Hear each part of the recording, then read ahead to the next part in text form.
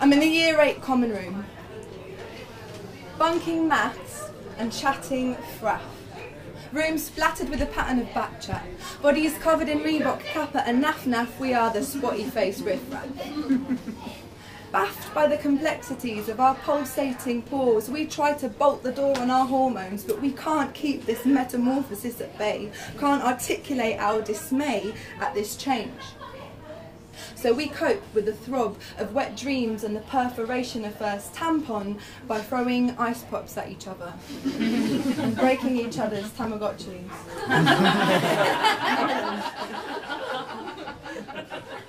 Beneath this deluge of puberty, I stare at the boy I pretend not to fancy. Despite the messy way he masticates his chips, cheese and beans, his curtains and tracksuit make me weak at the knees. He doesn't see me. See, I'm not part of the clan of underfed and well-bred girls that get invited into teenage beds to wrap soggy hands around newly formed glands.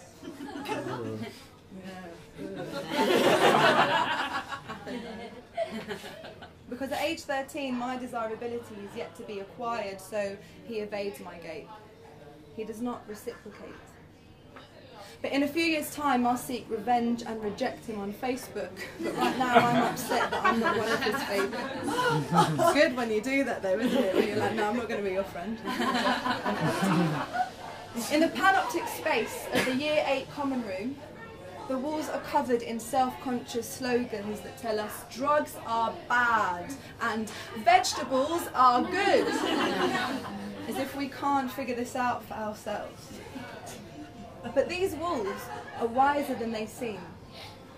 They have seen generations of teens cut their teeth, and when the teachers don't look, the bricks pull us close to their lips and whisper, "These walls will confine you for longer than you think.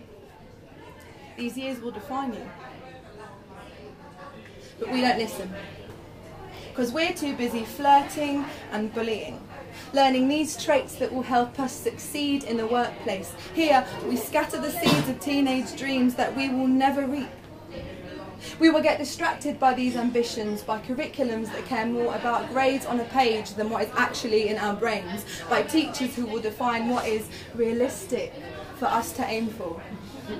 Some will get set up to fail by a system that favours compliance over free thinking, and some will slip through the cracks and be swallowed by the earth till they erupt in a volcanic violence that will burn everything they touch. They are the lost boys taught to graduate to the status of waste men. The lost girls that are taught to cut out their tongues because sometimes their words are ugly. They are the children of parents who don't have sharp elbows. The only blades they have are made from the shards of the windows they smashed because they were ignored, but they turn those knives inwards instead of severing the shackled mindset that ambition is a luxury they can't afford. And they inhale that blast.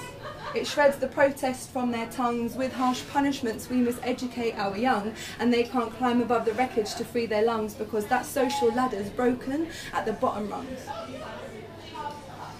But there are those who will succeed.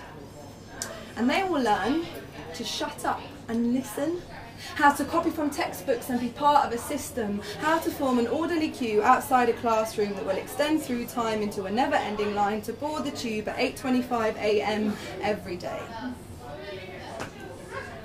But back to 13. Fumes of first fag fill the music room. Her nose twitches as she enters, and I wonder if Miss knows what I've been up to, so I hide behind giggles fueled by Dr. Pepper and salt and vinegar discos, scared I'll get caught. My adolescence is wrought with these meaningless secrets. Then the music teacher screeches, "A proper cup of coffee from a proper copper coffee pot." In choir practice, we're made to repeat this over and over again till our individual voices blend into one shrill sound. Here, we will learn how to be part of a crowd. But what about those who can't sight read? Those that can't keep beat? Those off-key people will get pushed to the sidelines because they don't seem quite right. Those that stand out like sore thumbs will have to lower their voices till they're insignificant. They will hide behind dumbness and indifference. They will be pushed into a humdrum future where they can't be too loud because they boxed up their voices and lost the keys behind classroom doors. And I'm not blaming any teachers, because their dreams were traded too for instant coffee and rush lunch breaks in the staff room. The weight of red pens crippled the fingers that once pointed to stars, and the passion of inspiring young minds was dampened by streamlining children into hierarchies, thereby marking out their destinies. I'm in the Year 8 common room, sowing adolescent fantasies into the upholstery of state-issued chairs, but these hopes will be superseded by a pattern of hierarchy that will see classrooms transform into office blocks and teachers into bosses. At age 13, I'm too naive to see my future in the coffee room, bunking work and shirking my duties. Rooms splattered with a pattern of chit-chat. Bodies covered in pinstripes, skirt, suit and tie, we are the white-collar riffraff. We flirt over spreadsheets in the hope that we'll get to dirty our bed sheets. We stuff our dreams underneath mattresses where no one can see, but like the princess, we're kept awake by the pinpricks of a pea. And we keep these secrets buried deep as we walk the life that was mapped out for us at age 13. Thank you.